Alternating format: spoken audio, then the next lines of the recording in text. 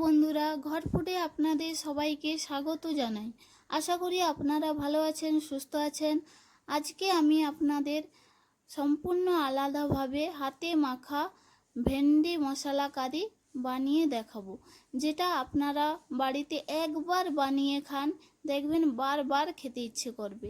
ভেন্ডি মশলা কারি বানানোর জন্য আমি প্রথমে এরকম ভেন্ডি নিয়ে নিয়েছি। এবার ভেন্ডির সামনের দিক এবং পিছনের দিক কেটে বাদ দিয়ে আমি ভেন্ডিগুলো দোফাঁক করে নেব। দেখুন, এভাবে আমি দোফাঁক করে নিয়েছি। এরপর আমি এতে একে একে মশলা দিয়ে দেব। আমি এতে পেঁয়াজ বাটা, আদা বাটা, রসুন বাটা, হাফ টেবিল চামচ লঙ্কা বাটা, 1 টিস্পুন লবণ, 1 টিস্পুন হলুদ গুঁড়ো, আর এখানে আমি এই চিকেন মশলাটা ব্যবহার করছি। আপনারা চাইলে দিতেও পারেন, না দিতেও পারেন, তাহলে দিলে খুব ভালো টেস্ট হয়। এরপর আমি এতে অল্প পরিমাণ সরষের তেল দিয়ে ভালোভাবে সবকটা উপকরণ মাখিয়ে নেব।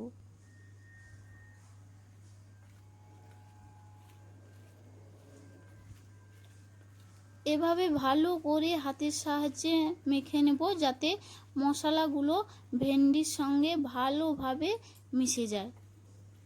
আমার মাখানো কমপ্লিট হয়ে গেছে।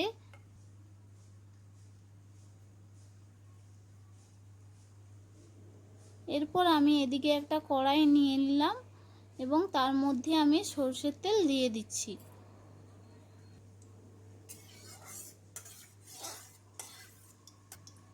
সরষের তেলটা গরম হয়ে গেছে। এরপর আমি এতে 1 চা চামচ গোটা জিরে আর সামান্য কিছু মেথি দানা ফোড়ন দিয়ে দেব। ভালোভাবে একটুখানি নেড়ে নেব।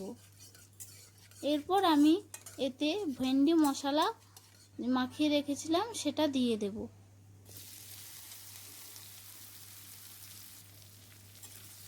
তারপর আমি এটাকে একবারে হাই আঁচে 5 মিনিটের জন্য এভাবে ভেজে নেব।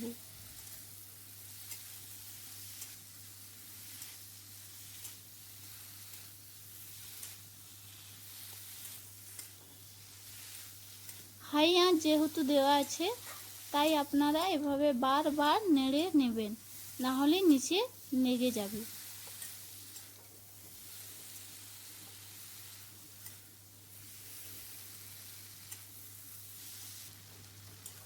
দেখুন, আমার 5 মিনিট হয়ে গেছে।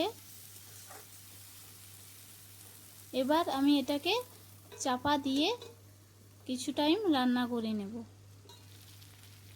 তো আমি চাপাটা খুলে আবার একটু ভালোভাবে নেড়ে নেব। যারা ভেন্ডি পছন্দ করেন না, তারা এভাবে বাড়িতে বানিয়ে খাবেন, দেখবেন খুব টেস্ট হয়েছে। এরপর আমি এতে একটা টমেটো কুচি এভাবে কেটে দিয়ে দিচ্ছি এবং টমেটোটা যাতে ভালোভাবে গলে যায় তার জন্য কিছুটা লবণ দিয়ে দিয়েছি। এরপর আমি ভালোভাবে আবারও ভেন্ডি মশলা কষিয়ে নেব।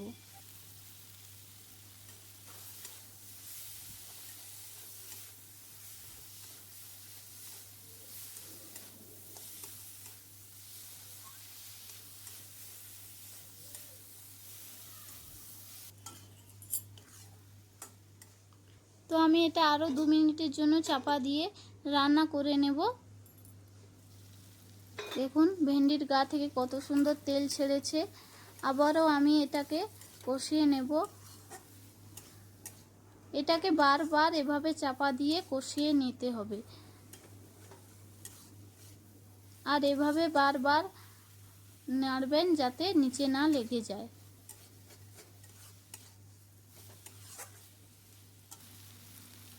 তো আমি এতে অল্প পরিমাণ একটুখানি জল দিয়ে দেব। জলটা যেহেতু দিয়েছি তাই জন্য আমি আরও 2 মিনিটের জন্য এটাকে চাপা দিয়ে রান্না করে নেব, যাতে জলটা ভালোভাবে জল শুকনো হয়ে যায়।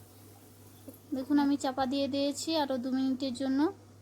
তো 2 মিনিট হয়ে গেছে, দেখুন ভেন্ডিটা আমার কত সুন্দর কালার এসেছে আর জলটা একবারেই মরে গেছে।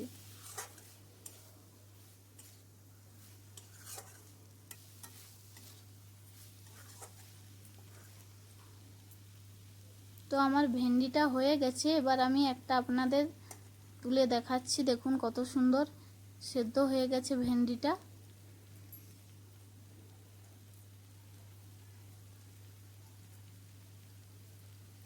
তো আমার ভেন্ডি মশলা কারি একদম প্রস্তুত হয়ে গেছে। এবার আমি এটাকে প্লেটে করে পরিবেশন করব। তো এভাবেই আপনারা বাড়িতে বানিয়ে দেখবেন, যারা পছন্দ করেন না তাদেরও খুব ভালো লাগবে। তো ভিডিওটা যদি আপনাদের ভালো লেগে থাকে তাহলে একটা লাইক করবেন এবং কমেন্ট করে বলবেন যে ভিডিওটা কেমন হয়েছে, আর চ্যানেলটিকে সাবস্ক্রাইব করবেন। তো আজকের জন্য এইটুকু, ধন্যবাদ।